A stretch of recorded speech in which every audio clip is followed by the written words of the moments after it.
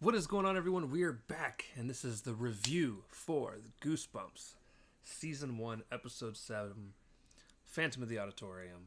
Um, this was directed by John Bell, written by Bruce Edwards. Yeah, written by Bruce Edwards,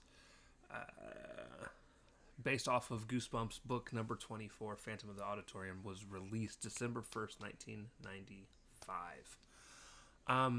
This was the last episode that my daughter and I watched together. After this, we get to start on things we didn't get a chance to watch together. Uh, all right. So first and foremost, this is still down there in terms of. It's one of my least favorite Goosebumps episodes. I'm just gonna say that straight out the gate. I'm already not the biggest fan of the Phantom of the Auditorium story. There's one version of it that I at some point really do want to watch that involves Robert Englund. I think it's just called Phantom, which is a much more horror-like take on the story.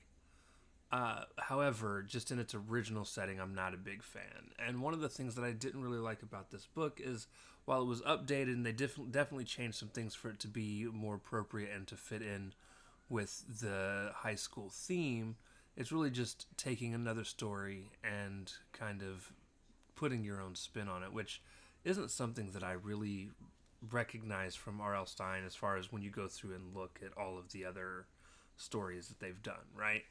A lot of these other ones I feel like are definitely way more like Stein comes up with his own scariness and then has a fun little twist ending at the end. This story specifically, so you find out that the kids are doing Phantom of the Opera, but they're doing it in they're in high school, and there's this huge story about this play being cursed because this girl was like, my grandfather used to go to school here and he told me about the curse, and then things start going wrong. A new kid shows up about a quarter of the way through, which I feel like became very obvious that he was going to actually be the kid that had disappeared.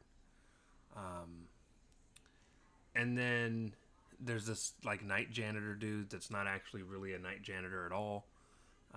He's living underneath the stage, uh, for whatever reason. I mean, honestly, what it almost seems like is the night janitor might have been living under there a long, long time ago. Night janitor, and he might have killed the kid. That's the only thing that I could think of that it would fit. Which is why he's down there and why the kid's haunting the place. Now, things go on. They try to get him to stop doing the play. They keep warning him. The kid that's supposed to play the Phantom almost gets kicked out because the teacher believes he's the one that's doing all of the pranks. Then they find out that the guy's been living under the stage. The kid gets put back on. At the end, as the kid's getting ready to come up out of the trap door, he gets knocked out by the ghost. The ghost comes on stage, creates his own lines to kind of tie it into everything. She rips off the mask. You see that it's the kid, and he falls back into the pit as the trap door comes back up at the end of the night, or at the end of the play. The original kid is laying back on it, waking up from whatever knocked him out, and then they give their bow. There's a book next to the kid's head that they look at, and that's when you find out that the kid that had come and portrayed being a new student was for sure the Phantom. You see that he was supposed to be in the play 70 years ago. Again, it's not bad. Like, it's when I say it's currently down there amongst the worst, and it might even end up being currently down there or being down there amongst the worst later on down the line. Once we get, even once we get more episodes in.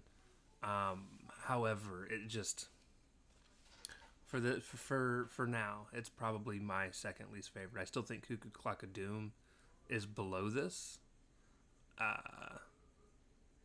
and I do think this is still quite a bit better than Cuckoo Clock of Doom. So we'll see if anything else goes below this as well, to rival Cuckoo Clock of Doom.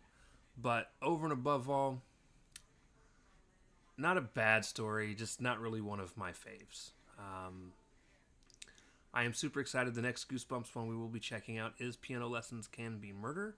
I remember this as I don't remember this one specifically vividly, but I definitely remember the teacher that gives the piano lessons being insanely weird and really creepy. So I'm super excited to get back into that one. But yeah, so with that being said, ladies and gentlemen, thank you for hanging out with us for this review. We'll see you next time. Peace.